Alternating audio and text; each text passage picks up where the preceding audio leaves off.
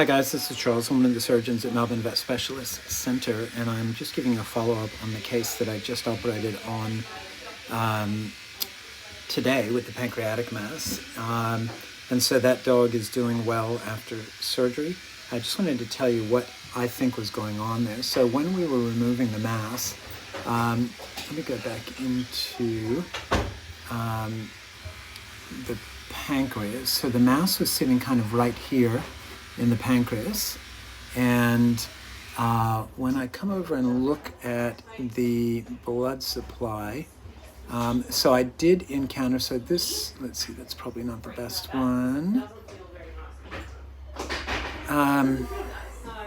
So the blood supply inside the pancreas is this craniopancreatico-duodenal vessel right here, which extends artery and extends into the splenic artery here. So when I transected the pancreas right here, I ran into some branches of that craniopancreatico-duodenal vessel, which I had to ligate, and those obviously bled to some degree. Then I ligated these vessels down here, which are going into the spleen to remove that portion. However, when I got into the mass itself, there was a very large vessel that was caudal to the mass. Dorsal to the mass, large vein and artery. And so I think what I had was actually the portal vein and the hepatic artery deep to the mass. And so when the mass was actually adhered to both of those structures right there.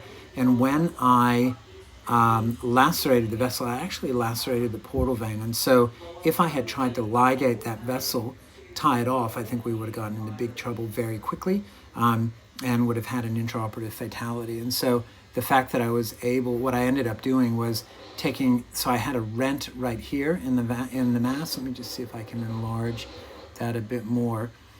So the mass was sitting right here, and I had a large tear in the portal vein itself. And then the capsule of the tumor was sitting right here, and then I sutured the capsule of the tumor down onto the portal vein in order to create a patch to allow me to get the dog off the table. And so if I had sacrificed that vein again, given that it was likely to have been the portal vein, I think that we would have gotten into big trouble very quickly.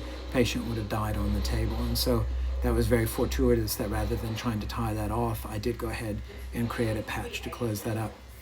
Anyway, so what I ended up being able to do was, let me just go back to another image of the pancreas here.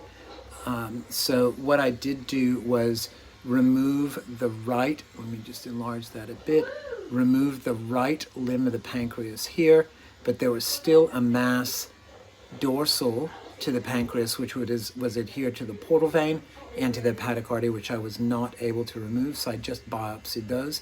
I've put in a feeding tube to allow me to provide nutrition after surgery.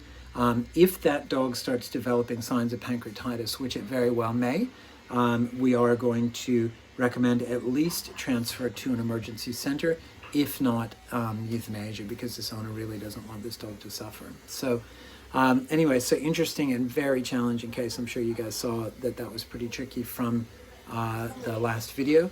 If you have any questions, just post them and I'll do my best to answer them. Thanks a lot, and I'll see you again soon.